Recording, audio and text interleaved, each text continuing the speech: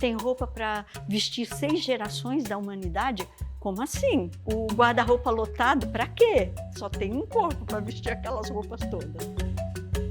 Com amigos da minha idade e tal, as pessoas falam sobre não querer ter filho, né? Porque pensam assim, tipo, vou colocar uma pessoa no mundo para o mundo acabar.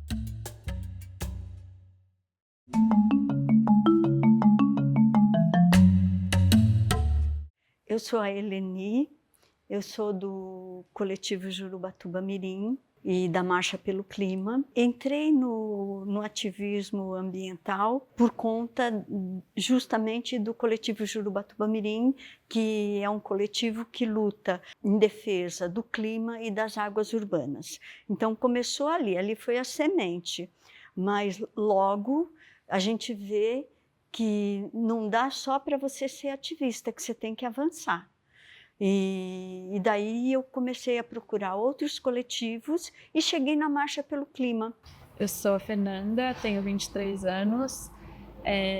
Comecei a militar no movimento socioambiental, principalmente a partir, né, do coletivo EcoAr, Juventude Ecossocialista, e da Rebelião Ecossocialista também, que é uma corrente interna do PSOL.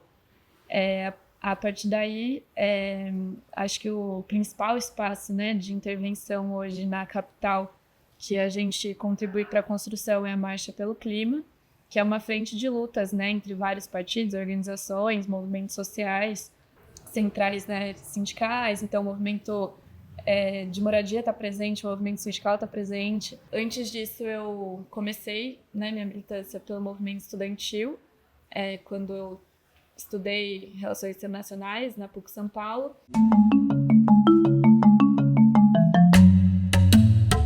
Eu sou da geração que sujou o mundo, que usou plástico, entendeu?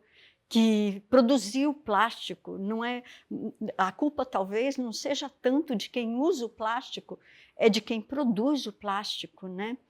E não encaminha corretamente, e um exagero, né, de plástico, por exemplo. Mas, enfim, eu sou de uma geração que não conhecia nem o que era reciclagem. Eu aprendi muito com os meus filhos, né? Então, eu gosto muito do contato com os jovens porque eles me ensinam muito. Meus filhos aprenderam na escola o que era o meio ambiente saudável, o que era a reciclagem.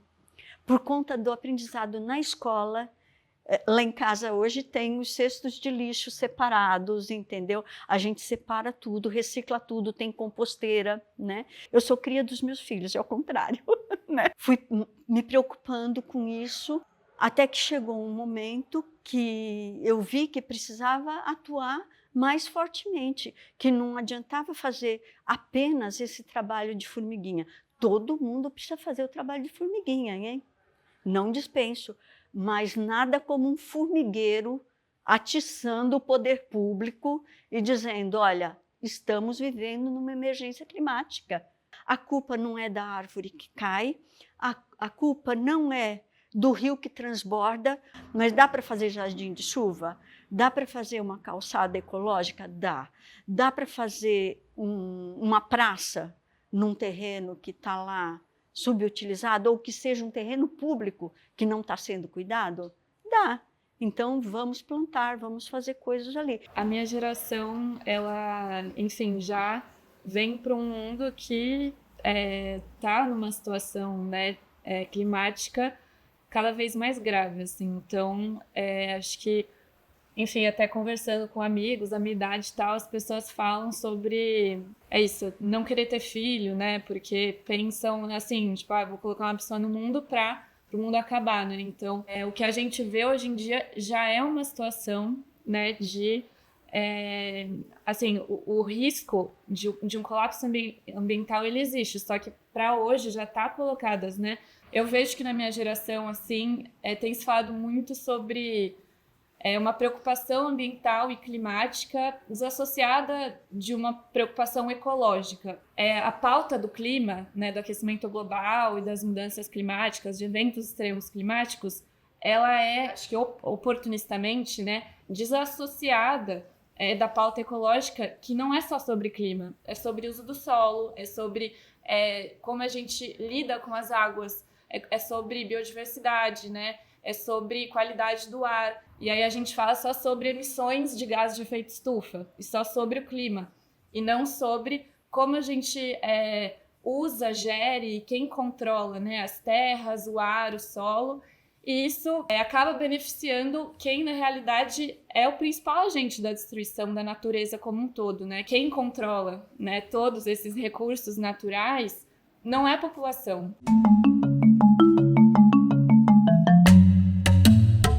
Eu acho que manter é um ponto complicado, dependendo da idade. E o que eu tenho visto nos coletivos que eu participo? As pessoas com mais idade, elas costumam se manter, porque já são pessoas que estão com a vida ganha, né? E nesse mundo capitalista as pessoas precisam de dinheiro para sobreviver. Os da faixa ali, 40, 50, ainda estão trabalhando muito. Então, às vezes, as pessoas não dispõem de tempo. Eventualmente, estão no movimento, às vezes não estão, às vezes saem do coletivo no meio de um trabalho, né? E os mais jovens, eu sinto que estão um pouco isolados dos movimentos ambientais, que eu diria que a gente classifica como movimentos ambientais de classe média. Porque quando a gente vai para outras localidades, para a periferia ou para regiões de maior vulnerabilidade, a gente vê que tem muitos jovens atuando, né? Agora, isso não quer dizer que os jovens estão sem atuação.